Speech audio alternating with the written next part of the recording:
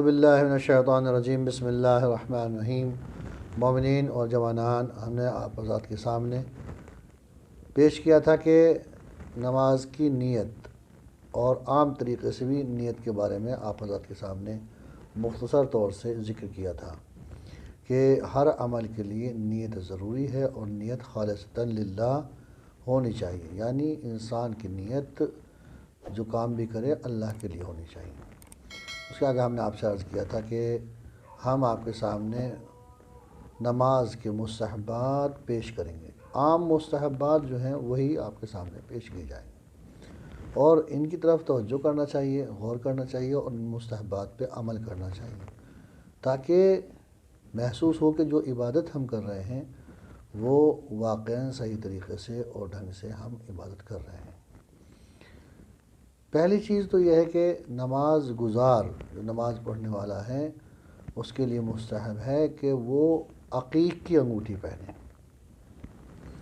صاف ستھرے کپڑے پہنے۔ کپڑے میلے کچیلے یا اس طریقے کے کپڑے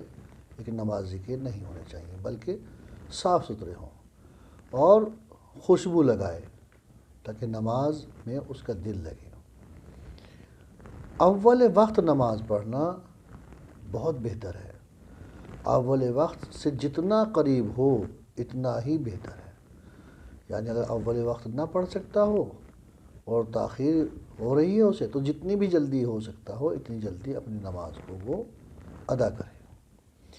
مگر یہ کہ کوئی خاص وجہ ہو اس کی تاخیر کرنے کی تو پھر کوئی بات نہیں ہے۔ جیسے وہ انتظار کر رہا ہو اس بات کا کہ جماعت قائم ہوگی تو میں نماز پڑھوں گا، یعنی جماعت ہونے والی ہے تو جماعت کے لیے انتظار کر رہا ہے تو کوئی بات نہیں، چونکہ جماعت ایک اہم چیز ہے اور جماعت میں حاضر ہونا بہت ہی انسان کے لیے بابرکت ہے اور نماز کی قبولیت کا سبب ہے۔ تو لہٰذا انسان کو تاخیر نماز میں نہیں کرنا چاہیے اور نماز اول وقت کے جتنے قریب ہو سکے پڑھنا چاہیے۔ نماز کو جماعت سے ادا کرنا چاہیے،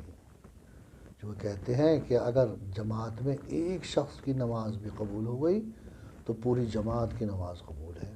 تو لہٰذا جماعت میں انسان کو ضرور شریک ہونا چاہیے۔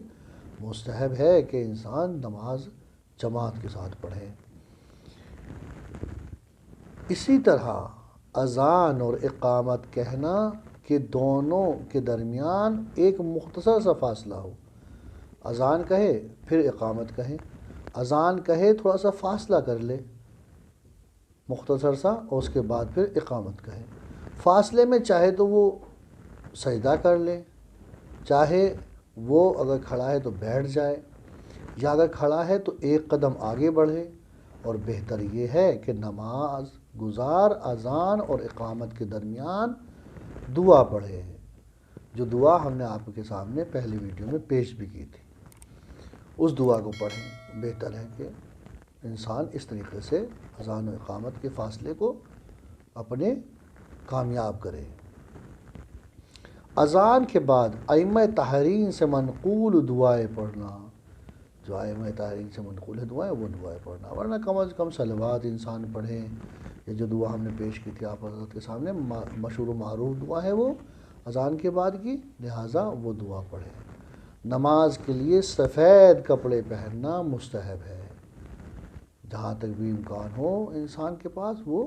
سفید کپڑوں پہن کر نماز پڑھے اور نماز کو باقاعدہ طریقے سے آہستہ آہستہ اور سلیقے سے پڑھے۔ لہٰذا ان تمام باتوں کا خیال رکھتے ہوئے ایک نمازی کو نماز پڑھنا چاہیے تاکہ اس کی نماز خشوع اور خضوع والی نماز ہو، یعنی وہ یہ چاہتا ہو کہ میری نماز اللہ کے لیے ہے، تو ظاہر سی بات ہے میں اس طریقے سے پیش ہوں خدا کے سامنے کہ خداوند عالم مجھے پسند کرے، اور خدا اپنے بندے کو بہت پسند کرتا ہے۔ جب خدا سے بندہ بات کرتا ہے تو پروردگار تمام پردے ہٹا دیتا ہے اور اپنے بندے کی بات کو، اپنے بندے کی عبادت کو سنتا ہے۔ لہٰذا یہ مستحبات جو ہم نے آپ کے سامنے پیش کیے ہیں یہ عام مستحبات ہیں، ان کی طرف متوجہ ہونا چاہیے۔ وصلی اللہ علی محمد وآلہ الطیبین الطاہرین۔